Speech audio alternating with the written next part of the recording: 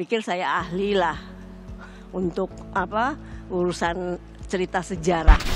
Kehidupan sebagai anak presiden emang gak jauh-jauh dari pemberitaan. Meski ada yang awalnya gak terkenal tapi belakangan baru muncul ke hadapan publik.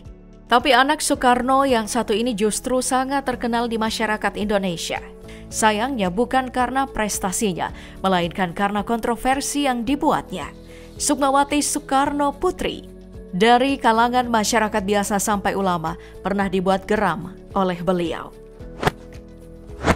Di tahun 2008 silam misalnya, tepatnya tanggal 13 November. Saat itu Sukmawati harus berhadapan dengan hukum lantaran kasus ijazah palsu yang dipakainya saat mencalonkan diri sebagai anggota DPR dari fraksi Partai Nasional Indonesia atau PNI Marhainisme. Sukmawati berniat memakai fotokopi ijazah SMA 3 Jakarta dengan tahun kelulusan 1970, lalu mendatangi bekas sekolahnya itu untuk legalisir. Sayangnya sekolah menolak melegalisasi ijazah dengan alasan Sukmawati tidak lulus dan hanya bersekolah sampai kelas 2 SMA saja. Padahal Sukmawati sama sekali tidak melanjutkan pendidikannya setelah menikah. Kasus ini pun berbuntut panjang hingga dirinya ditetapkan sebagai tersangka meski berhasil lolos dari jeratan jeruji besi. Sebelumnya di tahun 2004, Sukmawati memakai ijazah SMA 22 Jakarta dengan tahun lulus 1969, sehingga punya dua ijazah yang berbeda. Sayangnya tidak semulus sebelumnya. Sukmawati harus menelan pahit sial dan mengundurkan diri dari pencalonan. Selain kasus itu, Sukmawati juga pernah tersandung kasus penistaan agama dalam puisinya yang berjudul Ibu Indonesia. Kasus itu bermula ketika Sukmawati membacakan puisinya dalam acara 29 tahun NFT berkarya di Indonesia Fashion Week tahun 2018 silam. Namun alih-alih mendapat atensi publik, Sukmawati harus kembali berhadapan dengan meja hukum. Dirinya dilaporkan oleh pengacara bernama Denny Aka dan Ketua DPP Partai Hanura Amron Asihari. Ya, siapa yang tidak geram jika puisi yang diperdengarkan di depan halayak ramai itu membandingkan antara keindahan tusuk konde dengan cadar, juga merdunya Kidung Ibu Pertiwi dibandingkan dengan suara azan. Namun bukannya meminta maaf, Sukmawati berdalih jika yang disampaikannya semata-mata adalah pendapat pribadinya sebagai seorang budayawan. Bagi Sukmawati, puisinya itu tidak mengandung unsur sara sama sekali. Hanya saja ingin menegaskan jika banyak ibu-ibu Indonesia yang tidak mengerti syariat, seperti di bagian timur dan Bali. Namun desakan dari berbagai pihak membuat Sukmawati tak tenang. Ia akhirnya mengalah dan bertemu dengan Kiai Haji Ma'ruf Amin, yang saat itu menjabat sebagai Majelis Ulama Indonesia atau MUI untuk menyampaikan permintaan maafnya. Ia juga sempat membuat konferensi pers untuk meminta maaf langsung. Tapi rupanya adik Megawati itu belum juga jerah. Di tahun 2019 silam, lagi-lagi dirinya terjerat kasus penistaan agama. Dalam acara Hari Pahlawan 10 November itu, Sukmawati sedang mengisi forum diskusi tentang terorisme. Sayangnya ada beberapa poin yang membandingkan antara perjuangan sang ayah dengan Nabi Muhammad. Ia juga membandingkan antara Pancasila dengan Al-Quran. Hingga berbagai pihak pun menyampaikan kemarahannya dan melaporkan Sukmawati ke polisi. Sayangnya, kali itu Sukmawati kembali berdalih jika video yang tersebar itu sudah diedit dan bukan sepenuhnya seperti yang dirinya sampaikan. Selain dilaporkan, ternyata Sukmawati juga pernah melaporkan Rizik Syihab ke kepolisian. Tepatnya di tahun 2016 silam. Saat itu dirinya berseteru dengan Rizik Syihab. Sukmawati melaporkan Rizik Syihab karena dianggap menodai Pancasila karena isi ceramahnya di sebuah acara yang dilakukan di wilayah Jawa Barat. Imbas laporan Sukmawati, pentolan Front Pembela Islam itu pun dikenai pasal 154A Kitab Undang-Undang Hukum Pidana atau KUHP dan atau pasal 310 KUHP dan atau pasal 57 Ajang atau pasal 68 Undang-Undang Nomor 24 Tahun 2009 tentang bendera, bahasa, dan lambang negara serta lagu kebangsaan. Lalu pada 30 Januari 2017, Rizik Syihab ditetapkan sebagai tersangka dalam kasus itu. Meski tidak ditahan karena alasan bukti yang menunjukkan tuduhan Rizik menodai Pancasila ternyata tidak cukup. Kasus ini pun dihentikan. Yang berjuang untuk kemerdekaan itu Nabi yang mulia Muhammad atau Insinyur Soekarno? Tapi kita tinggal sejenak kasus-kasus itu. Mari mengenal latar belakang Sukmawati sebagai anak presiden. Wanita kelahiran 26 Oktober 1951 ini adalah anak dari pasangan Soekarno dengan Ibu Fatmawati, istri ketiga Soekarno. Saudara kandung dari mantan Presiden Megawati.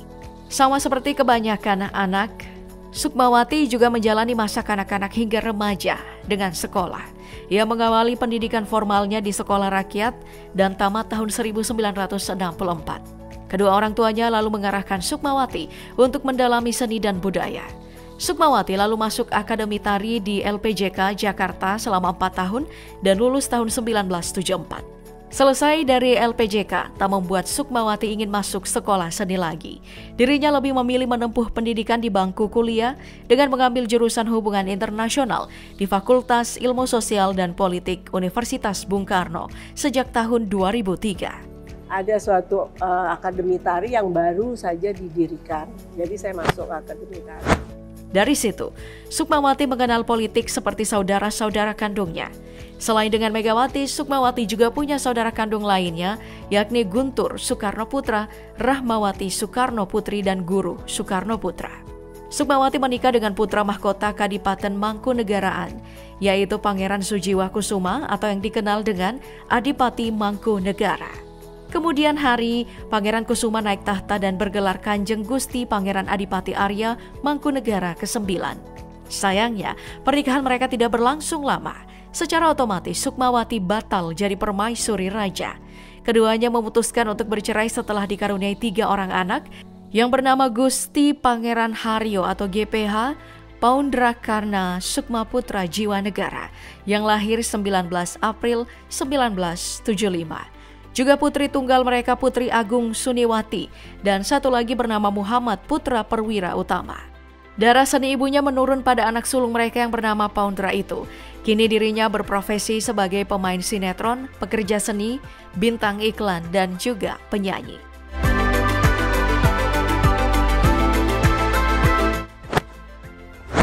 Sebelum berkarir politik, Sukmawati mengasah kemampuannya dengan mengikuti berbagai jenis organisasi. Mulai dari menjadi anggota Gerakan Mahasiswa Nasionalis Indonesia atau GMNI di tahun 1970, lalu menjadi Ketua Ormas Gerakan Rakyat Marhaen atau GRM di tahun 1991 sampai 1998. Karena kecintaannya dengan sang ayah, Sukmawati juga menjadi Ketua Dewan The Soekarno Center. Organisasi ini didirikan sendiri oleh Soekarno. Lalu Sukmawati ditunjuk untuk menjalankan berbagai macam program sosial dan budaya seperti yang dilakukan ayahnya dulu.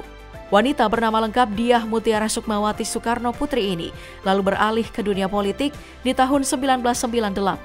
Saat itu rezim Soeharto mulai runtuh. Sukmawati lalu mengambil kesempatan besar untuk mendirikan dan menghidupkan kembali Partai Nasional Indonesia Marhainisme yang dulu diberi nama PNI Supeni. Nama ini kemudian berganti menjadi PNI Marhainisme di tahun 2002 dan Sukmawati ditunjuk sebagai ketua umumnya.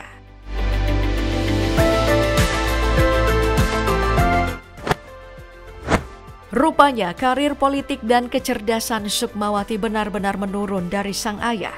Di samping menjalani karirnya, Sukmawati juga merupakan seorang penulis yang handal. Karya-karyanya dibukukan dan lebih banyak menceritakan kehidupannya dengan Soekarno, juga kritiknya pada rezim Soeharto. Seperti sebuah buku yang ditulisnya di tahun 2011 silam. Buku yang berjudul Creeping Kudeta Maijen Soeharto menjadi saksi sejarah tentang kehidupannya selama 15 tahun di Istana Merdeka. Buku ini mengisahkan tentang dirinya yang lahir dan tumbuh dalam suasana hangatnya Istana Merdeka, serta kesaksian akan sejarah kudeta yang dialami sang ayah sejak tahun 1965 sampai 1967. Dalam buku itu, Sukmawati yakin jika saat itu ayahnya dikudeta oleh Maijen Soeharto bersama dengan anggota-anggota militernya yang lain dengan sebuah surat perintah 11 Maret 1966 yang diduga adalah pelanggaran HAM pasca peristiwa 1965. Kisah kelam ini juga yang membuat Sukmawati sedih dan enggan untuk memaafkan Soeharto.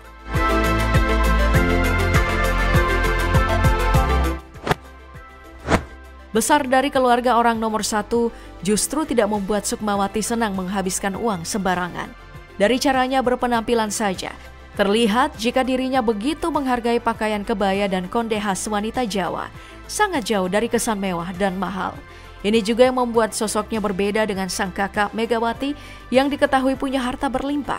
Sukmawati justru sebaliknya, tidak ada catatan khusus soal berapa banyak harta yang dimilikinya.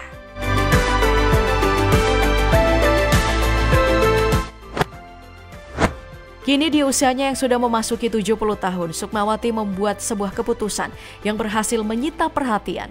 Dirinya memilih untuk pindah agama dari Islam ke agama Hindu. Alasannya sederhana, ia hanya ingin mengikuti jejak neneknya Nyoman Raisrimben yang tak lain adalah Ibu Soekarno, sosok perempuan berdarah bangsawan yang memang beragama Hindu. Banyak yang tak menyangka, namun Putri Soekarno itu sudah membulatkan tekad dengan alasan merasa selama ini hanya mengikuti agama kedua orang tuanya dengan mengalir saja. Sukmawati merasa jika kewajiban menjalankan Islam dari keluarganya dan juga suaminya sudah tidak ada, sehingga dirinya memutuskan untuk mengikuti panggilan eyang putrinya. Sukmawati juga mengaku mendapat pengalaman rohani dari gamelan Bali yang membuatnya kembali bersemangat untuk menjalani hidup. Prosesi pindah agama itu dilangsungkan di kawasan Soekarno Center Heritage di Balai Agung Singaraja, Bali. Prosesi pindah agama itu juga bertepatan dengan ulang tahun Sukmawati yang ke-70 tahun dan dihadiri oleh kurang dari 50 orang tamu undangan. Tak terkecuali sang putra Muhammad Putra Perwira Utama yang hadir mewakili seluruh keluarganya untuk menyaksikan sang ibu pindah agama. Pindahnya Sukmawati ini juga diakui sudah mendapat restu dari ketiga anaknya, juga saudaranya termasuk Megawati, Guntur, dan Guru Soekarno Putra. Tapi banyak juga spekulasi yang beredar jika ini adalah bagian dari siasat kampanye politiknya saja. Pasalnya, baliho miliknya mulai banyak bertebaran di beberapa titik di kota dan pasar. Dalam baliho itu, Sukmawati menyatakan kesiapannya untuk bertarung di DPR RI Dapil Bali dari fraksi PDI Perjuangan.